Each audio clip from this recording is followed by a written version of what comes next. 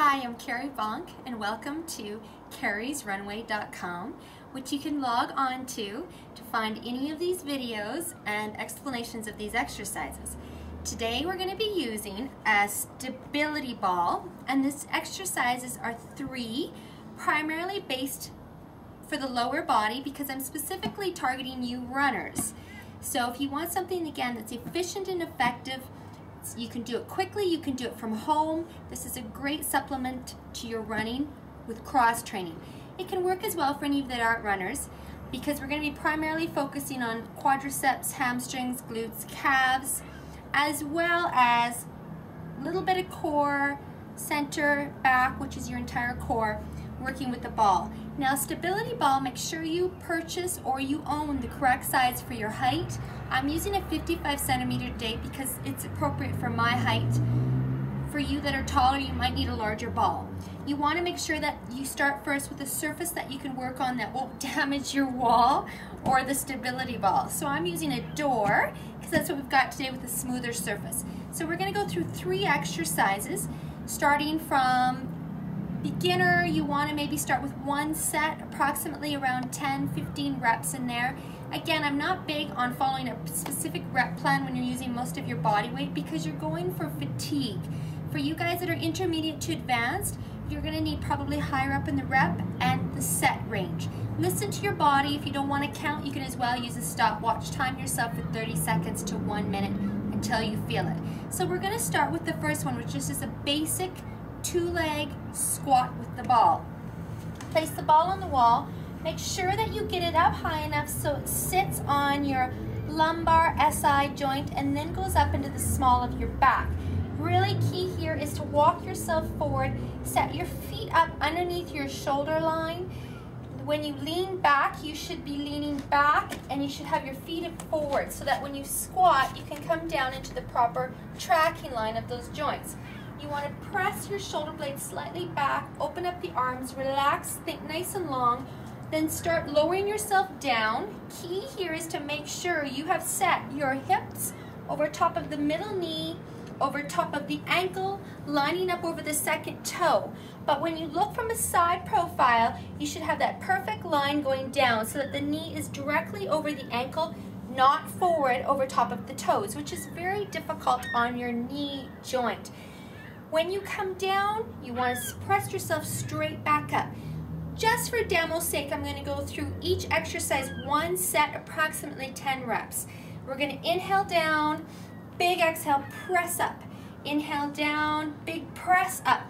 Some big keys here with that you want to think about when you're pressing up is push up slightly from the back of your heels. When you come up towards the top, start thinking about contracting up through your glutes, then pull your abdominals in tightly. So deep breath in, exhale. Your exhalation should match the exertion point. So breathe out, inhale down, big exhale, press up. If you want to make this more difficult, basically add some dumbbells, kettlebells, medicine ball. If you really are at home doing this, I guess you can have your kids hang on to them, sit them on your lap. Inhale, exhale. We're going to go two more, and then I'm going to throw a little bit more overload at the very bottom. Inhale down, big exhale, press up. Now this is your last one, stay down here. You want to stay down and try to hold a minimum of 10 seconds. Just hold. Creates a lot of endurance in your legs. Again, for you runners, you're going to appreciate that, especially when you got hills in any of your races. So we're going to hold in approximately another 3 seconds. So in 3, 2, big push up. Shake it out. Try not to have a lot of rest in between. Now the next one is we're going to mimic is a one-leg squat. We've done 2. You can start right or left leg. I like to sometimes start on my weaker leg, get it over with, but that's up to you. With this one, you want to walk it in slightly. If you have something like a wall or something you want to hang on to, modified first would be use your opposite leg to stay on the ball of the foot, come down so you're not loading all the way up, and press. Especially if you have some knee concerns or you're not quite ready for this yet, use your opposite leg to hold some of the weight. If you're okay with this movement pattern, again, you make sure your tracking lines are correct. You don't want to invert or evert your ankles and your knee. You want everything tracked. Joint on joint is the most stable. When you feel like you're okay with it, then release your opposite leg. Only go down to the height right now that you feel you have the strength, the balance, and the alignment for. Big rule of thumb I always say to all my clients is make sure you're stable before you add any difficulty in. So if you're not stable in this position, don't make it harder. So again, inhale, exhale. We probably got about 4 more. Sorry you guys if I'm losing track, but as I said, I'm only gonna go through 1 set each. 2 more to go. Inhale, again, really push up through your glutes. Back the heel, 1 more. Down, up, release. Good, shake it out. You will want to make sure you switch legs on that one. Now, last exercise. We're gonna place the ball on the floor.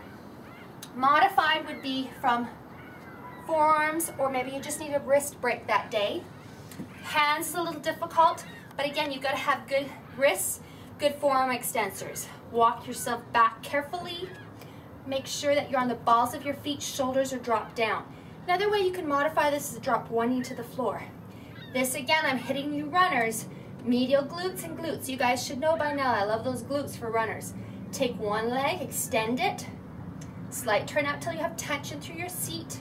Glute muscles, lift, release. Exhale, inhale.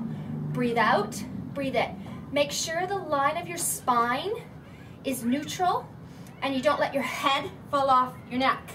This is a common mistake I see even with trainers training their clients. Everything should be set from the tailbone out through, shoots through the top of the head. Exhale, make sure that your shoulders are stable, elbows and wrists are soft.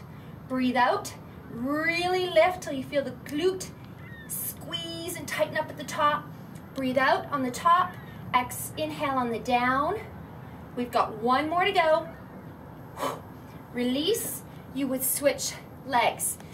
Make sure you switch legs. Use your stability ball for all 3 of those. When you're done, it's a great device as well to stretch on. Please, as always, remember that you want to warm up for at least 5 to 10 minutes before you start any of these exercises. Thank you so much. Visit my website. Enjoy. Have a great workout.